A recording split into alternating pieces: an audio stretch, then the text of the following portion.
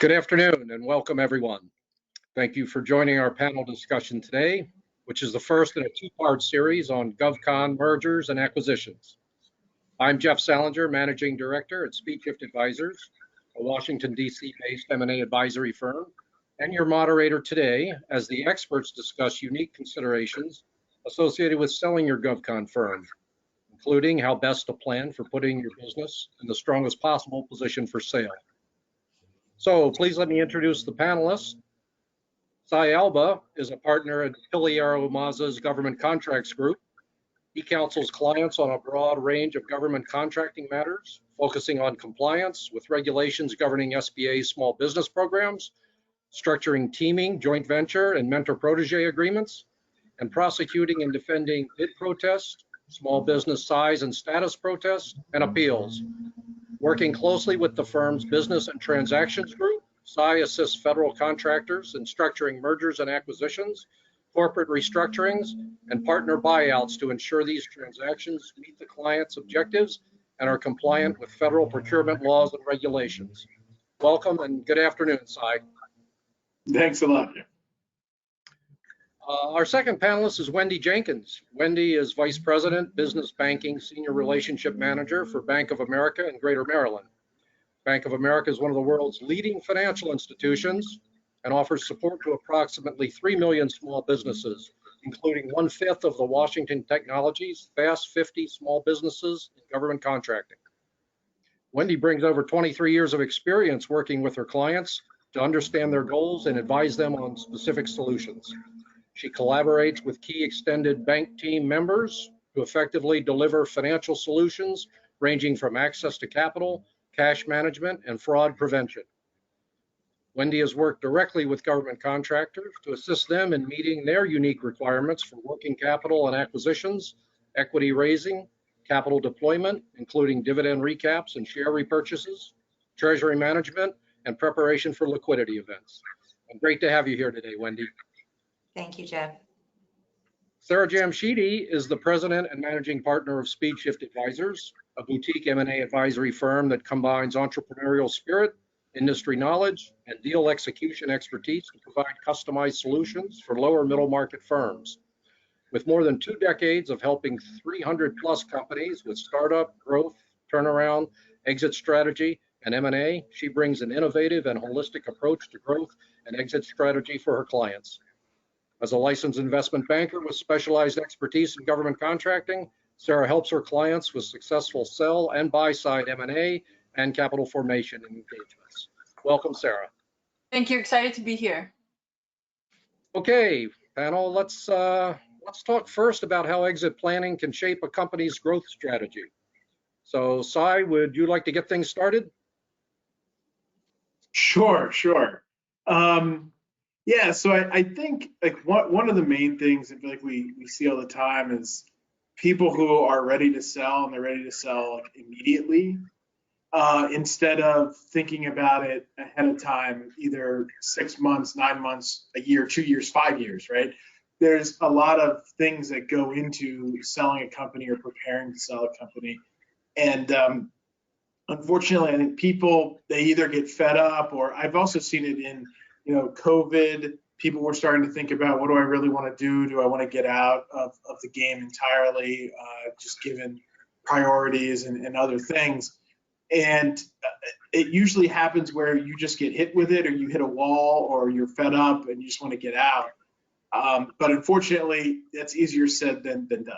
And there's a lot of issues when you come to the table and start thinking about it that if we or everyone here on this panel would have known, and including like an accountant too, would have known ahead of time that there are things we could have put in place to make it either easier to sell or easier to get a better valuation, something to that effect.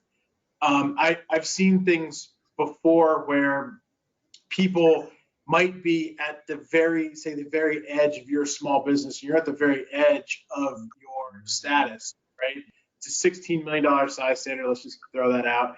And you are now, as of January 1st, 2022, you are now large under all of your categories. if you're already in that situation, then anyone who buys you is automatically going to have to recertify as large, even if they have zero revenues themselves. And so that can make it a difficult proposition to sell your company and still be small if all your contracts are small business contracts. Whereas if you would have sold a couple of years ago, maybe there'd be more runway depending on what your size was. Or if you've peaked and you're kind of coming back down, maybe you wait a little while longer to the extent you can, and maybe that would give you some more runway or some headroom in being able to sell. I've also seen situations where people don't think about some of the IT issues or IP rather, and they've built really amazing things, but they never restricted the government's rights in them, or they didn't even understand that they could in certain circumstances. And so they've given away the rights to IP and didn't realize until they were about to sell, and they realized that through due diligence of the buyer that they've got a big problem there. Also looking at sort of the pipeline. If you've won a big contract, and maybe it's a full and open contract, people sit there and think, well, there's a lot of money coming through this contract. Maybe I'll ride this contract out and then I'll sell. Well, if that was a major part of your value, you just ate all of that. And maybe that's great. If it's a lifestyle company and you're taking all the money out, fine, fantastic. But not thinking like, where am I and what does it look like for me strategically to sell today, to sell later? That's a real question that I think people need to think about and realize that whatever choice you make, including not making a choice or hemming and hawing and trying to figure out what choice you're going to make, is a choice. And that every day that goes by, there could be some other issue that crops up. And so kind of thinking through all of those considerations about when is really the best time to do it, and maybe I should plan now. And at least if we can look at what's going on with your company, we might be able to say, all right, well, here's some of these problems, and we might be able to fix them. In fact, I had one where someone wanted to sell, they're all ready to go. And they had no idea that they've basically been violating the rules for years. And they thought that the small business rules, if 51% is going to the small business or the 8A company or whatever, you're golden, that's the rule. It doesn't matter who's running the contract, who's writing the proposal, who's doing any of that. They just thought, as long as I'm meeting the 51%, I'm compliant. And that's just not true. And it looks like this company, the main driver of their revenue were these contracts that they were in control of for years. The sales price was going to be 20 million. And my back of the napkin calculation on what a whistleblower claim could be, the maximum damages was like $200 million. So no one's going to buy you for 20 million if the potential liability of doing so is 10 times higher than your valuation. Now that would never actually happen, but it's things like that that maybe you're not even aware of. And you think, in fact, the email this client wrote us said, oh, we are very, very compliant. That's the number one thing we care about. We are the most ethical company you've ever seen, because they didn't even know. They didn't even know what they were doing was wrong. And that's the kind of stuff you got to think about, I think, up front and talk to people about, at least from my perspective. I know you guys probably have other things too. So it's planning as well as lack of planning in some instances, which I'm sure Wendy and Sarah have seen too. Yeah, so I think just to piggyback on what Cy said, absolutely, Jeff.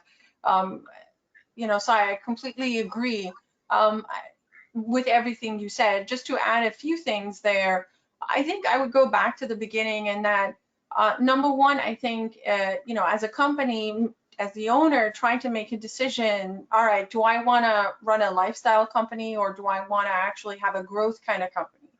And with that in mind, and there's nothing wrong with having a lifestyle company and lifestyle business. That's not a problem. It could be highly profitable. You can take the money out. That is not a problem.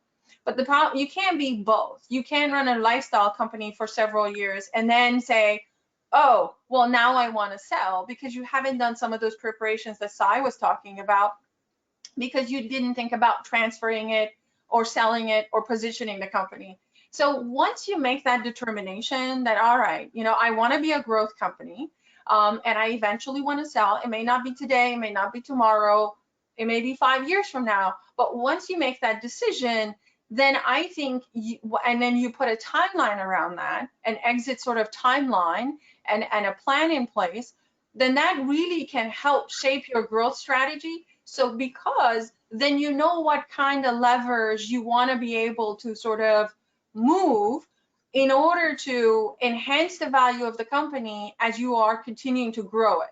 So let's say, Cy, I'll use a different NACE code. Let's say, you're sitting at 20, 30 million in terms of revenue, and you're approaching a SI standard. Now with 5 years, it gives you more runway. But as you're looking down the line and you say, I want to exit within a couple of years, then you can look at that with that perspective in mind and take a look at your business and various aspects of the business and say, all right, well, how can I really increase the value of my company with every single thing that I do as I continue to grow my company, right? What infrastructure I want to put in place, what kind of contracts I want to pursue, as you mentioned, what kind of IP protection things I want to put in place. Having those things in place really helps. So, I always say, ideally you want to have an exit plan when you start. I understand that may not be practical. If you started 20 years ago, you never thought about it. But as soon as you can, as you develop that and have that sort of with that end in mind, have that shape your growth strategy and everything that you do. So you move the needle with every single, every single sort of lever that you use, then I think you're in a good place as you continue to grow the company. Wendy, what have you seen in the marketplace in terms of growth strategy and exit strategy? Well, one thing that I would say, and thank you, Sarah, back to your point about the type of company and your goal in the future, you're absolutely right. There's the lifestyle company and there's your growth company. A lifestyle company is, it's a wonderful thing, but it's not conducive to selling the company and to looking at what acquisitions are out there, what acquisition opportunities. Once you start that planning, you then turn yourself into a growth company. And that's the most important time to recognize what changes you need to make or what changes would benefit you from a sales standpoint. What's going to bring value to your bottom line, and some of that is shifting from a lifestyle company to make certain that you're leaving the assets in the company that you're growing it. Determining what your contracts are currently, what your contracts look like, what's the length of time with them, and what makes you of value for somebody to want to buy you. So, I have historically seen where a lifestyle company wants to go to market and they want to sell. And the challenge is in the timeline that they're hoping to accomplish that. The recent pandemic is a great time to sort of think about that, but ultimately your books are not in order, you're not prepared to go to market. And so I think we're going to touch on a lot of that today. If you've changed your process and you are now looking to be a growth company in preparation for sale, there are a lot of things that you will need to do and people you'll want to engage to make certain that you're going to get top dollar for your asset. Absolutely agree.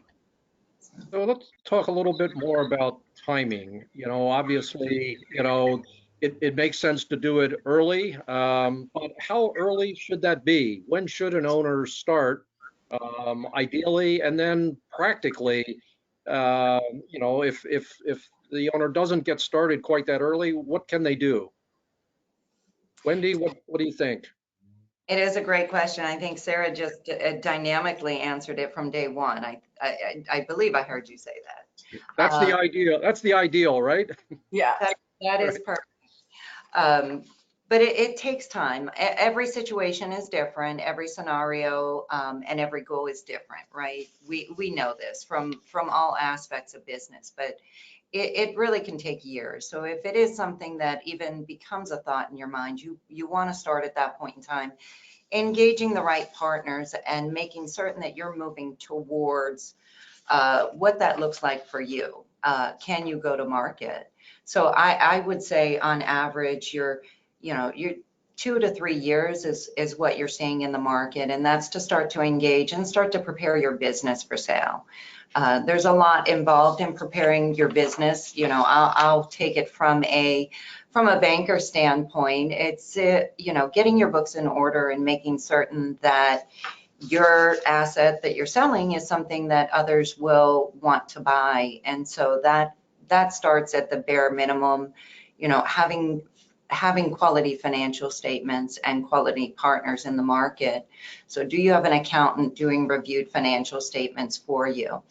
And are you working with your accountant and your banker on a quarterly, semi-annual, or annual basis to make certain that everything is in order, that your balance sheet is strong, that you're leaving, again, shifting out of a lifestyle company if that's what you are, and you're leaving the liquidity into the company to continue to grow that. You want to have business consultants and partners in the market that you're talking to, that you're looking at your contracts. What are the strengths of the contracts? Again, it goes back to why will individuals want to buy you? Is it a foot in the door? Is it your contracts and the length of the contracts? So this all takes time to prepare.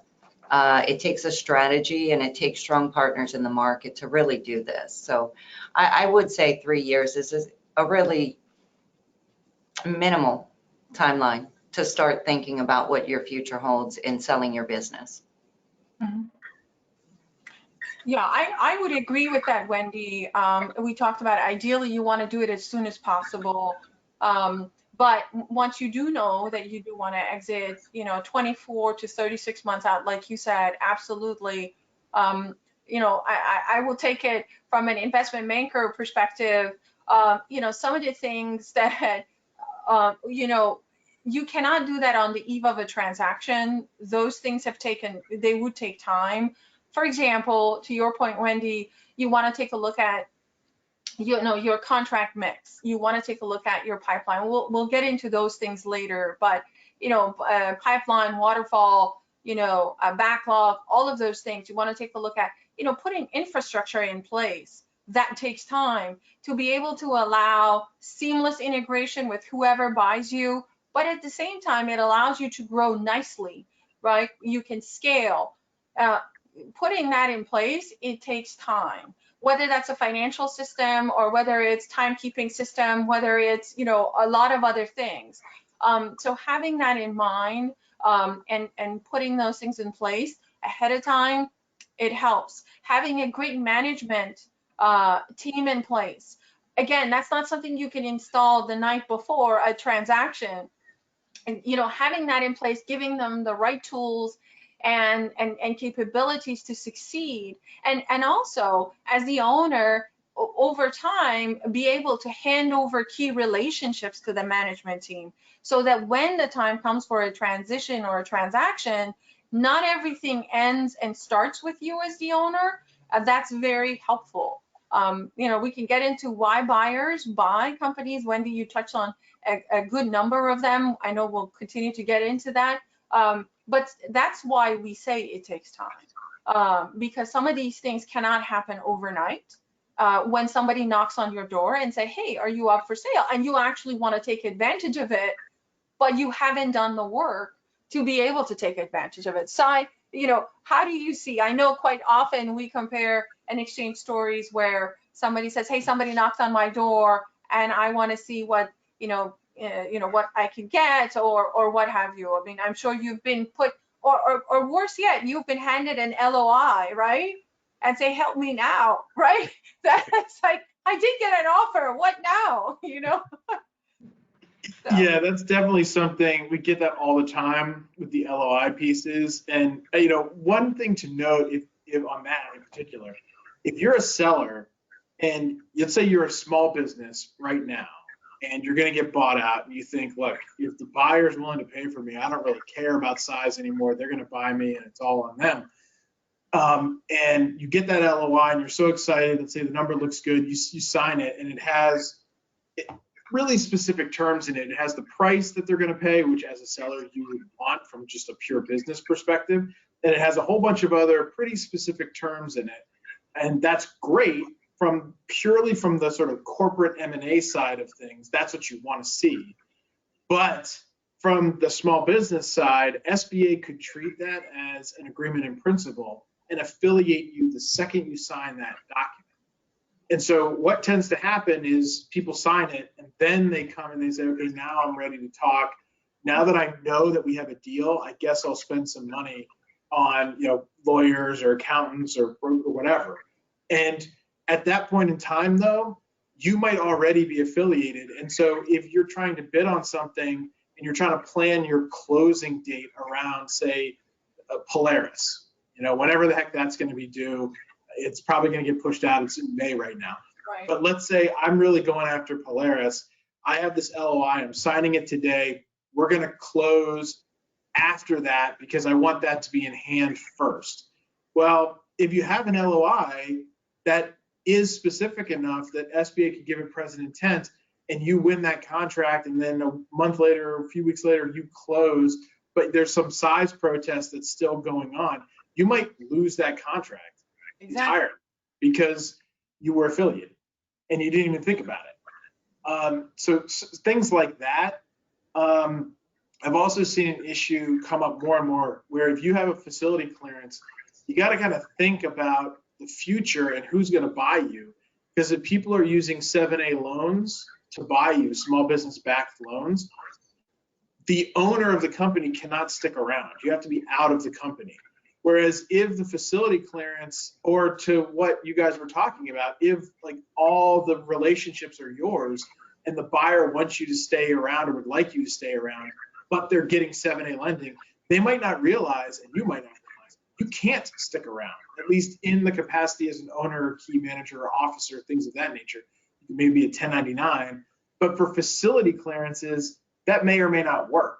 And so planning ahead of time with your DCSA reps, or if it's NNSA, if you have a DOE clearance, like working through that, thinking through that ahead of time, so you know what is on the horizon instead of just jumping in with the highest bid that might fall apart in a few months.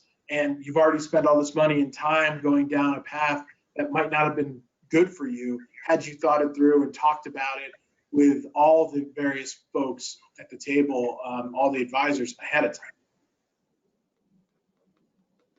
So business valuation is another big area where you know, there can be a disconnect between what a business owner might want and how the business is really valued. So you know, for adding value to a business, you know, what should owners do to either, you know, create more value or you know, make sure that they're getting everything that they think they should get? Sarah, maybe you'll lead us off on this one. Oh, sure. Yeah, so I'm sure everybody on this panel can agree. We've had companies that come to us and say, so-and-so company sold for X, I think I'm worth X. And I think that's, you know, what I need and can get in the marketplace. Not necessarily, right? And so just because somebody got 10 times multiple, that doesn't apply to you. Every circumstance is different. So now let's sort of unpack what are some of the things that goes into the valuation. And so what I would say as the owner, first I would start looking at the company from a buyer's perspective. What are some of the pockets of value that the buyer is looking at? And you can look at your company with the same perspective. And that's what we were talking about. That then can help, you know, shape your growth strategy. So what are some of those levers? I mean, Wendy touched on, obviously, things like having your financials in order, having your books in order, having your financials being, you know, reviewed, going back a couple of years prior to the transaction. What you don't want to do is be in the middle of a due diligence, which is difficult, and then have the buyer discover something in the financials and they would like them to be reviewed and going back in time.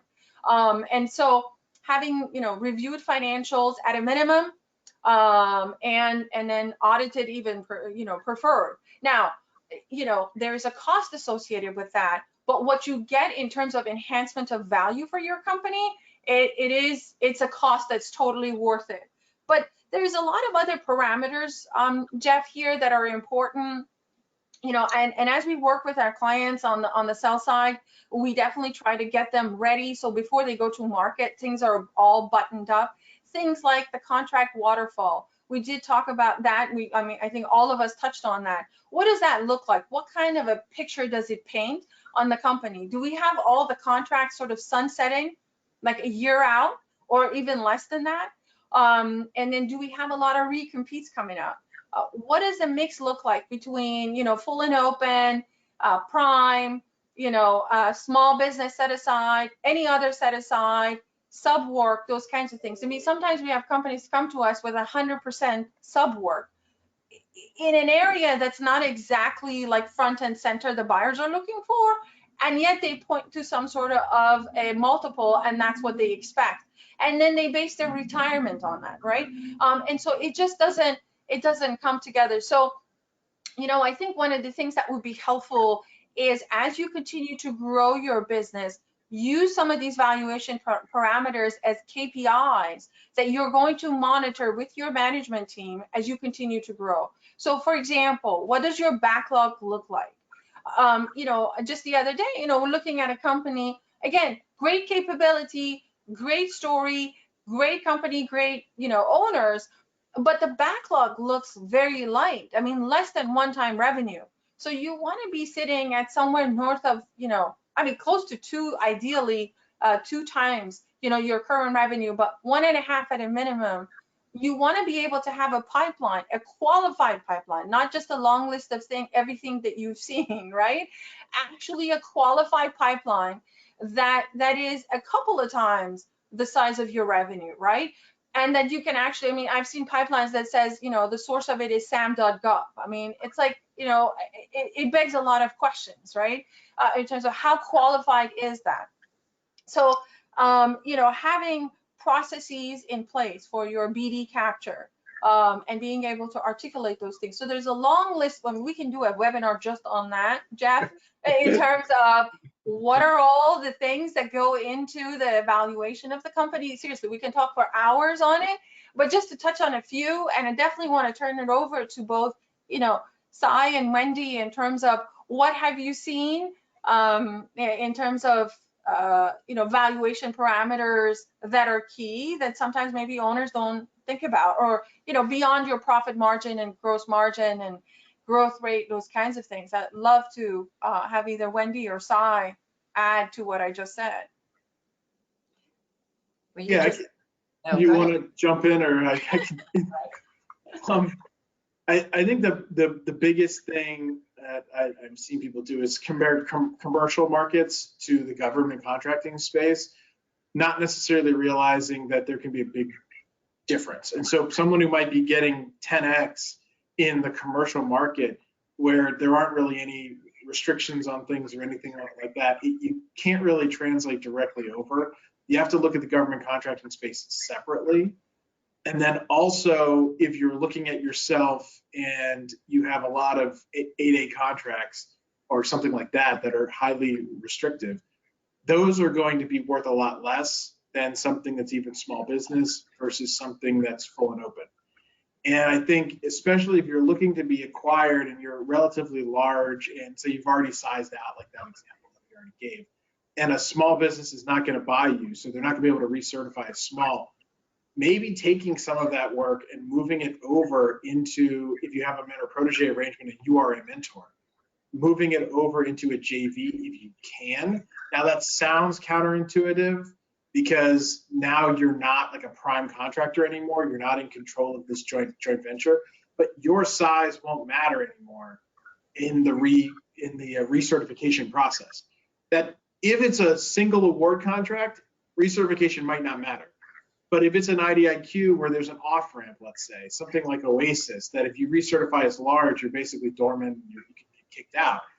That kind of work might be actually more valuable in a joint venture where your recertification is irrelevant if you're a mentor, and you can keep 60% of the work, and you might be doing maybe more of the work right now, but if you're recertified and kicked off, the future revenue for a buyer is gone, as opposed to having some level of control. I know it's kind of a bad word in the small business context, but you have some modicum of control over the future of that work.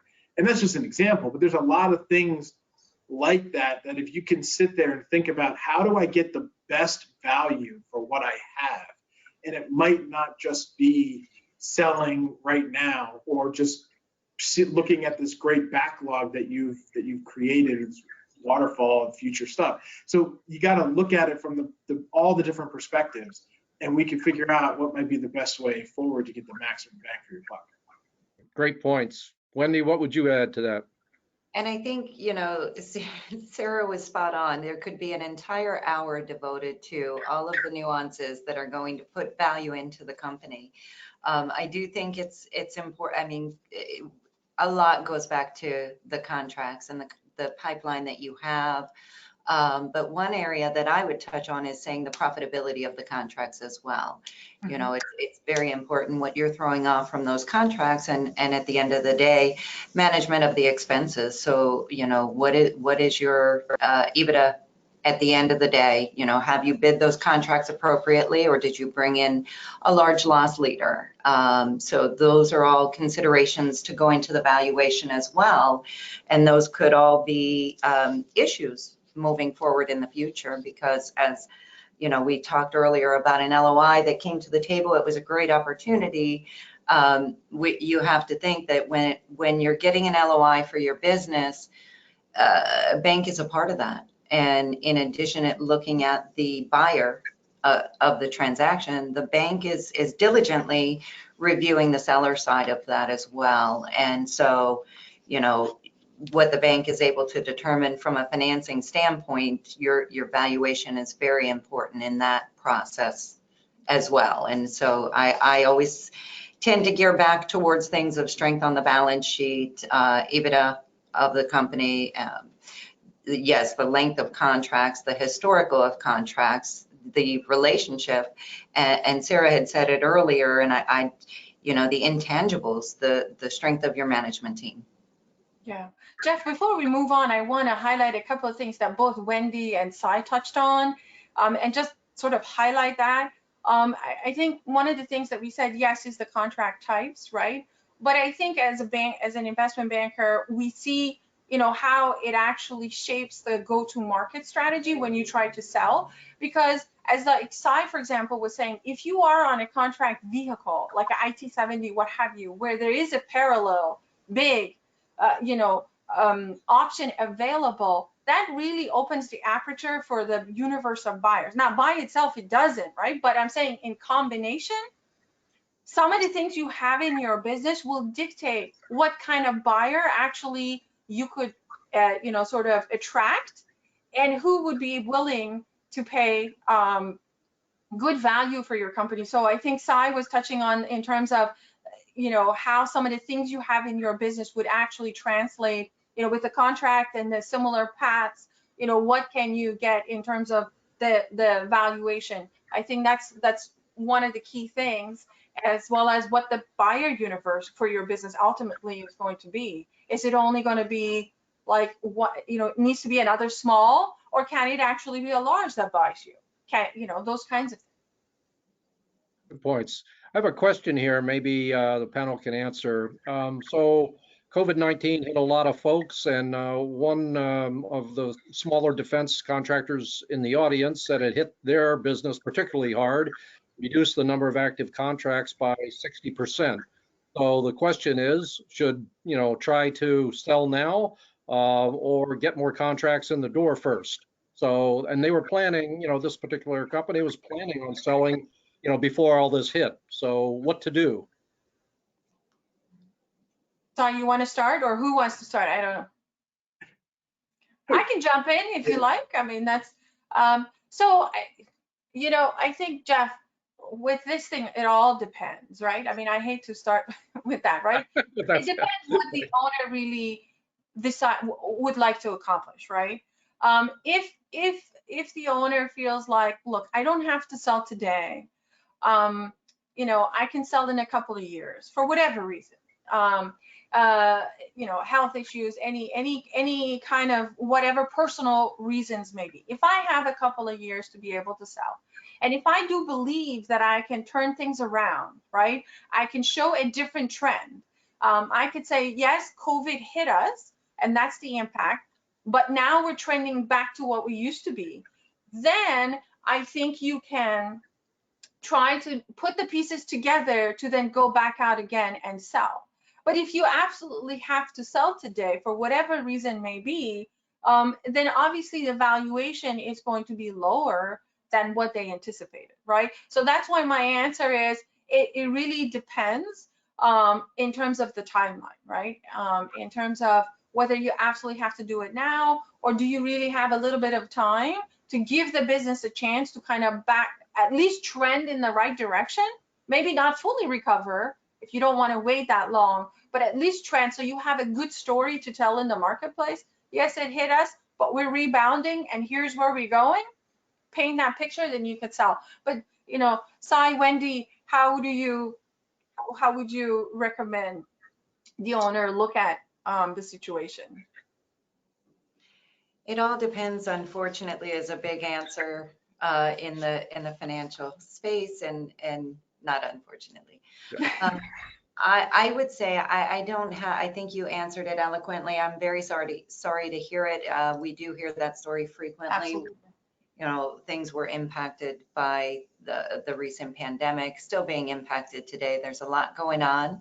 I would use that as an opportunity to say, really, reach out to your advisory team and speaking with them, be it a consultant, your attorney, your accountant, and take a look at where you're at.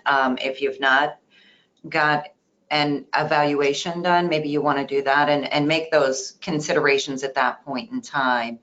That's a difficult one to answer, but it is a great point. If timing is not of the essence, there is the opportunity to rebuild and bring on new contracts, which will then change the view of the sell. So. Mm-hmm. Great point. Wendy, you touched on deal teams there.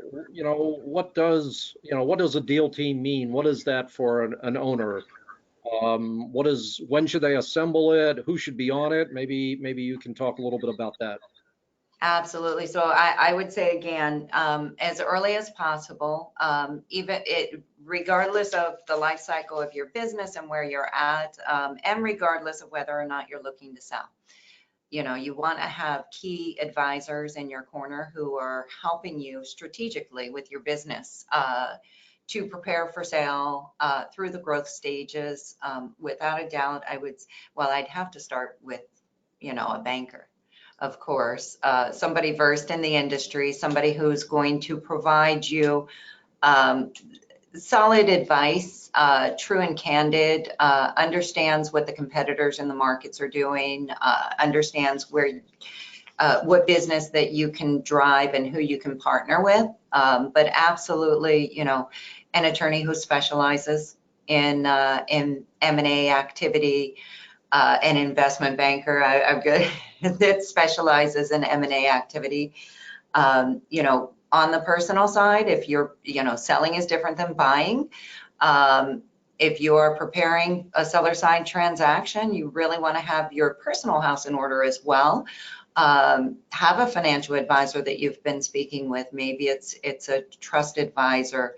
You really want to be prepared personally to have a liquidity event and have it be most beneficial for you from a tax standpoint. That brings up an accountant. So, the list is endless, but if I were to say those key members, it would be those that I just referenced as far as the seller side of your transaction.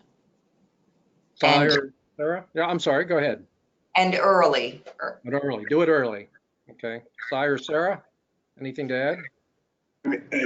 Accountants, having people to go through your books and stuff like that. And then, let's see, I think too, if you're looking out there and you're looking, it's not really maybe advisors, but like the people in your company, if you might need to bring in management personnel, someone to take over like after, or be able to run the business without you. That also sort of opens the door, I think, to more buyers, because then you could get somebody who maybe is private equity or something like that, who might not really have interest in digging into things. They just want maybe high level control, but the day to day, they love it if somebody can take it and run with it. I've seen that a lot.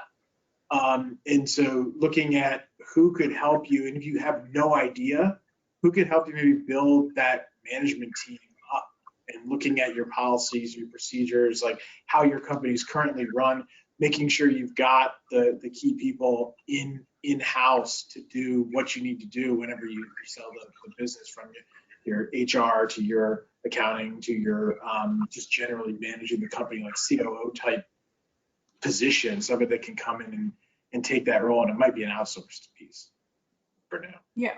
I would add I think Wendy and Cy covered it, Jeff, in terms of all the folks that I think you want to have in your corner, and you want to have them early to help shape the strategy. I want to underscore a couple of things. One is having a transaction attorney, I think, is key.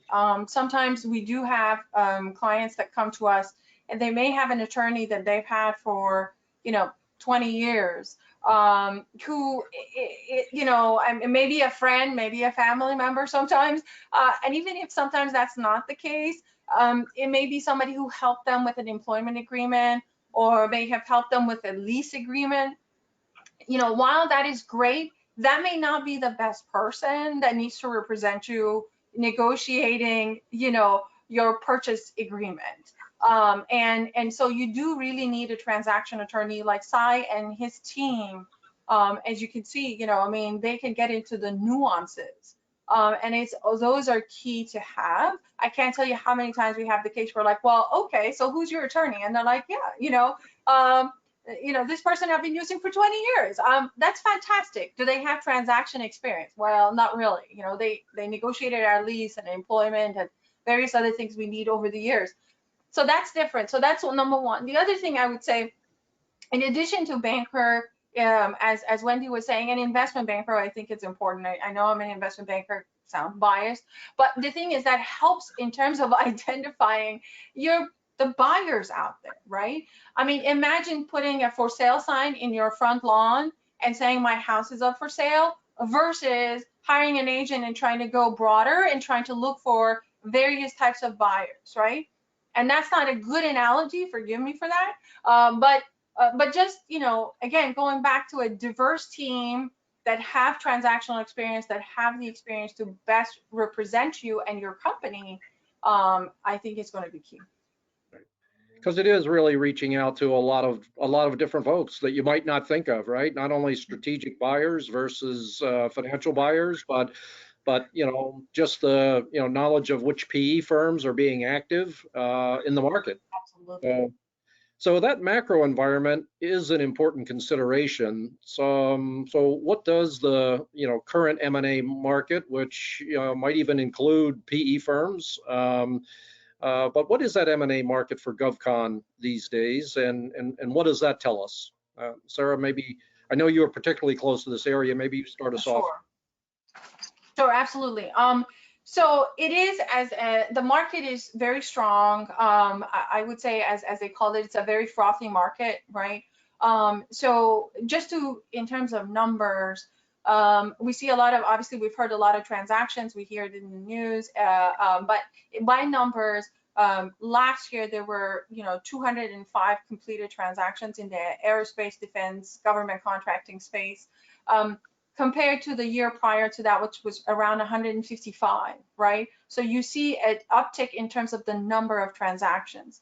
In addition to that, we've seen valuations that are higher. Public comps are somewhere from 11 to 17, right? That's large mega deals, right?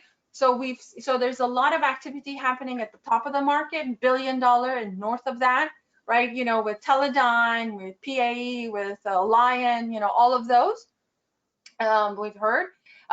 But then what is actually happening is, and that trend has been for the past couple of years and continues, and that is about, 20% of the deals are that size, but about 80% of them are actually 100 million and below, which is hopefully, in our audience that we're talking about, right?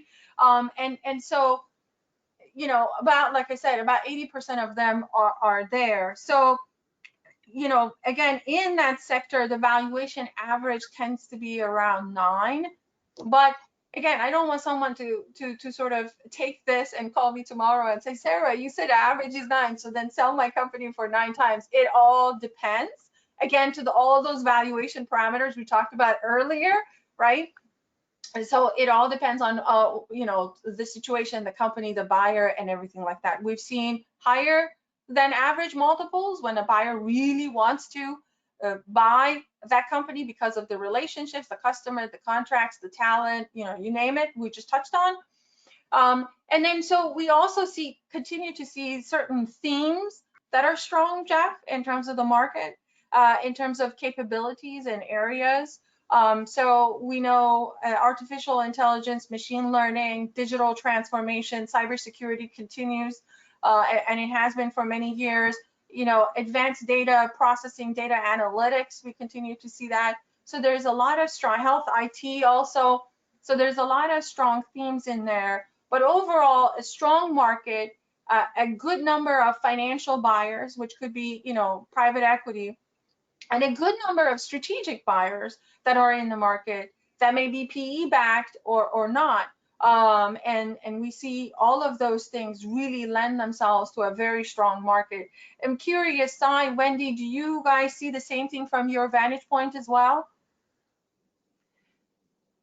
I would say I think that you covered a lot there, and I don't have a statistical data of the acquisitions that are occurring, but just from the market and what we are seeing a lot of PE activity out there. I think towards the end of last year, there was a lot of volume, a lot of conversations happening. And I do think, again, in that tech sector, tech space, it does not seem as though the volume has slowed down any. It's just a matter of hearing in this space, in this market, in our world, we are hearing, and it seems as though it still appears to be a very strong market. Cy, do you see the same thing? Yeah, I've seen a big uptick in some of the private equity investors coming in for sure. And a lot more of them understanding the federal marketplace, understanding some of the risks, and understanding, at least at a high level, that they sort of know what they don't know, and coming in and getting more help on that area, including coming in and buying small businesses, thinking about even buying 8A companies that might withdraw from the program. You can't buy 100%, but understanding that they could take that acquisition and kind of grow it into something else, understanding the restrictions. Now, what that's going to do, this kind of ties into valuation too. You might be sitting there, and if you're selling, thinking, I need $5 million to retire and I'm out.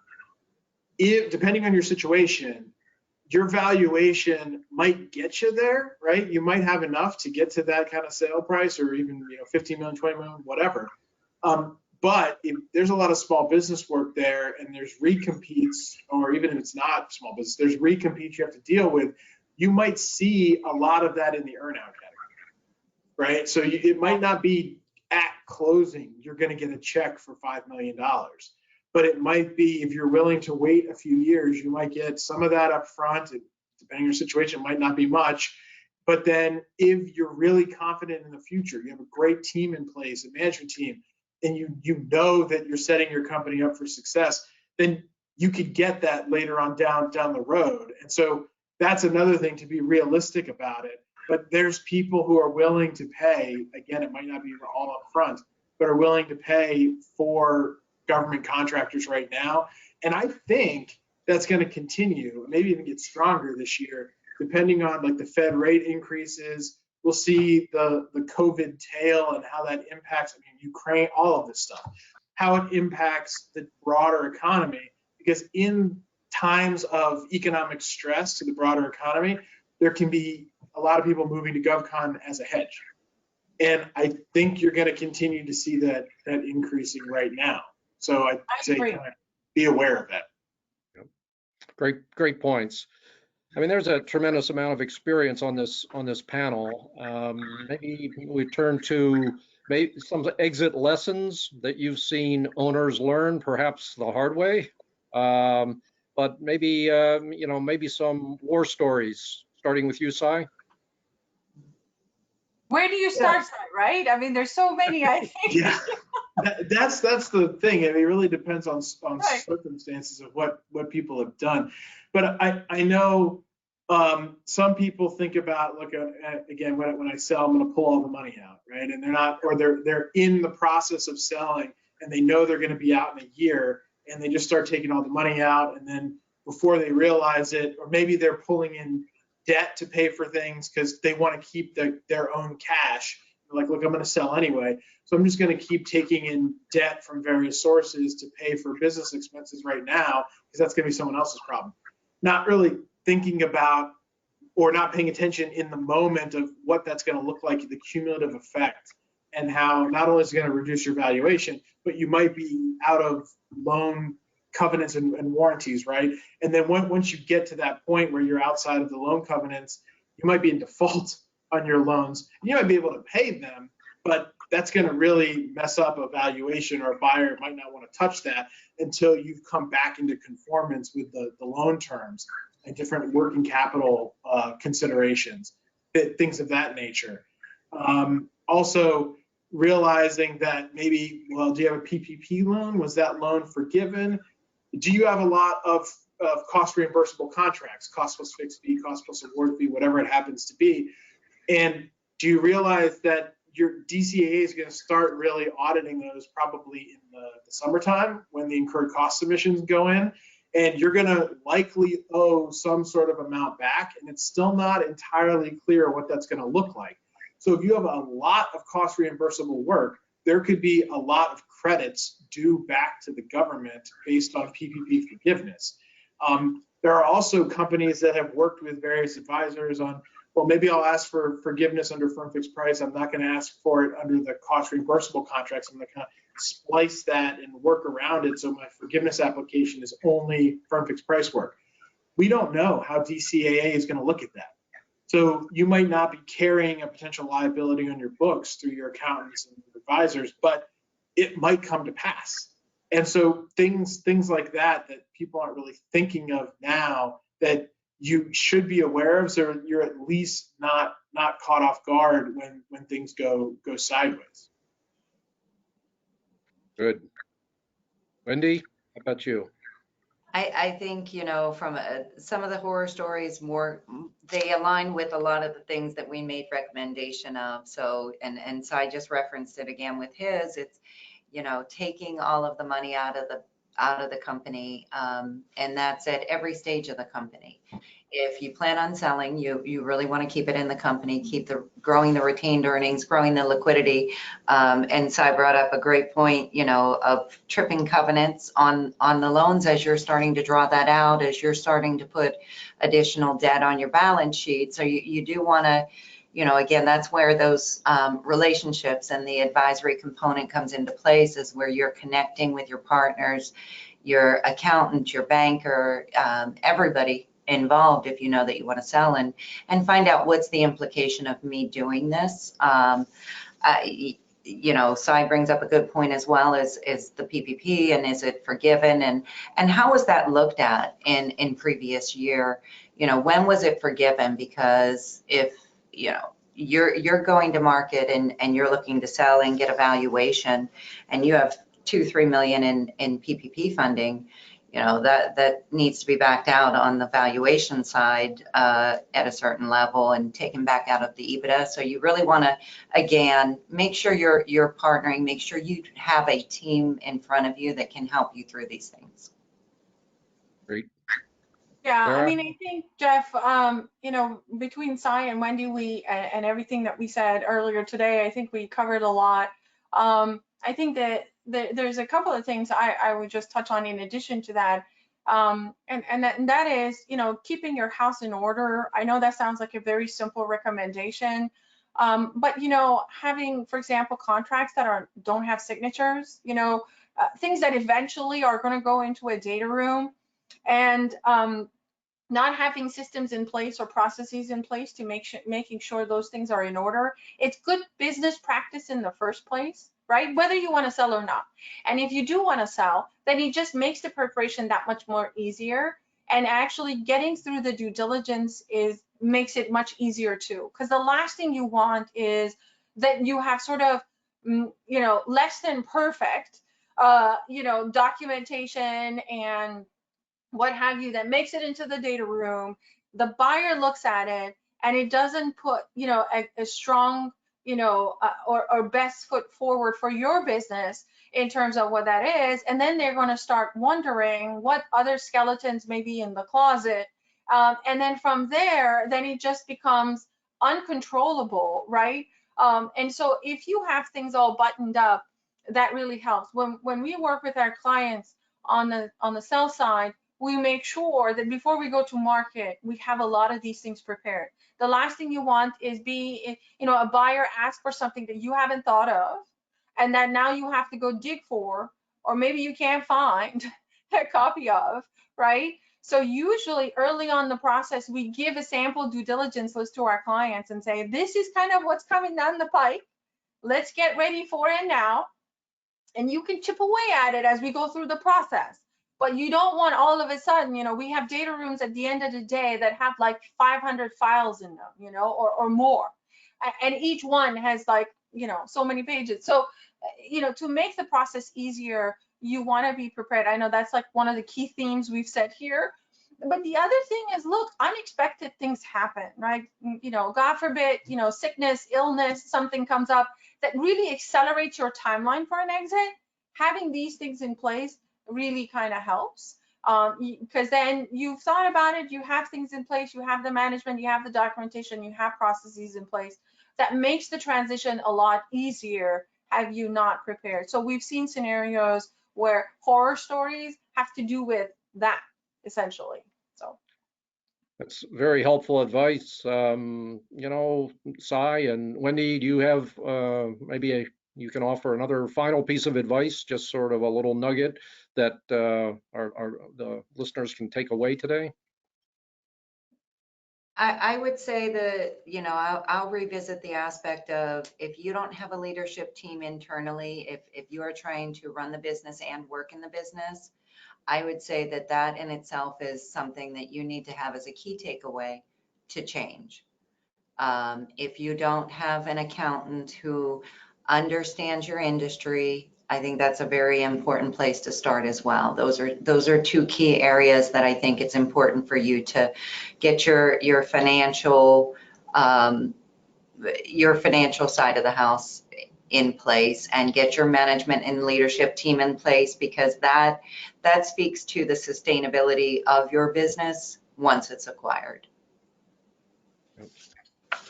Yeah, I think another thing I just like to guys close on is, and we have some questions on this, I can get to that directly to people afterwards, but when you're talking about like, how can a private equity fund buy something that's a small business, or how can I sell my company and convince a buyer that maybe there's a way to do this and we can avoid recertification? There are things that can be done, but I think what's important to note is I can get really creative with things, and I think that there's sort of interstices in the law that could be used to make certain structures work. But if at the end of the day, you need the buyer to be able to get on board with that from the risk perspective. But not only just the buyer, unless you're selling to Comcast or something like that, which I did earlier and this year, and they have a lot of just money, they don't need financing. But banks are notoriously risk averse. I think Wendy would agree with that. And banks are generally risk averse. So if somebody needs financing from a general lending institution, you got to take that into account when you're planning and structuring. And so let's say we're talking about how to make this work, and I'm talking to someone like Sarah, and they're like, look, we got to get this deal done. Let's be creative. We can sit there and be creative all day long. and make things that I think and Sarah thinks are going to work for you. But at the end of the day, somebody like Wendy is going to have to sign off on it and say, okay, yeah, I'm willing to put millions of dollars on that bet. Yeah. And that can be a challenge. Good stuff. So great takeaways, I think. Hopefully some of the questions that our audience had were addressed, but if yours wasn't, please, everyone, feel free to reach out to the panelists. They'll be happy to provide a more in-depth answer for you if an area wasn't covered that you'd like to know more about. So I know we're out of time here. On behalf of the audience, thank you, Cy, Wendy, and Sarah, for all of your insights. We look forward to part 2, which will cover the important considerations for GovCon firms growing through acquisitions. So please plan to join us on May 18th at 2 p.m. Eastern. And thank you for attending today, and see you again soon. Thank you. Thanks, everybody.